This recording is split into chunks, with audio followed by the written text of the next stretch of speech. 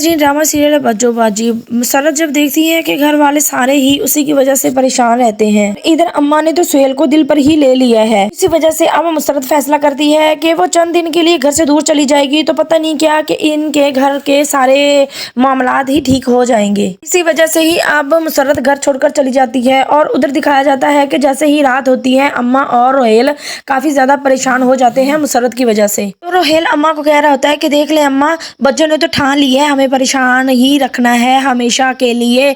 तो अब देख लें कितनी रात हो गई है अभी तक बच्चों घर नहीं आई। वो चाहती है कि हम लोग सोहेल भाई को बुलाएं और फिर वो शायद उसकी वजह से ही घर आ जाए। जिस पर कहती है मुसर्रत की अम्मा कि मुझे तो लगता है कि इस दफा वाकई ही मुसर्रत घर छोड़कर पक्का ही चली गई है। इस पर कहती है अम्मा कि हाय अल्लाह, मेरा तो दिल बैठा जा रहा है। मुसर्रत मेरी बेटी इस वक्त पता नहीं किस तरह से धक्के खा रही होगी। और दूसरी तरफ दिखाया जाता है कि बुशरा वो फवाद को कह रही होती है कि जिस वक्त बच्चों जा रही थी तो तुमने क्यों नहीं रोका उसको। वैसे वो बोलता है कि तुम्हें पता तो है वो जिद की कितनी पक्की है, उसने मुझे कहा था कि मैं जल्द वापस आ जाऊंगी, मुझे क्या पता कि अभी तक वो क्यों नहीं आई। बुशरा भी काफी ज्यादा परेशान हो रही होती है ये सब कुछ सोच कर। और उधर दिखाया जाता है कि जो मुसर्रत है वो पहुंच जाती है दिलबर के पास और वो दिलबर को कहती है कि देखो मैं खुद ही आ गई हूँ, अब तुम्हें जरूरत भी नहीं है रिश्ता मेरे घर भेजने की।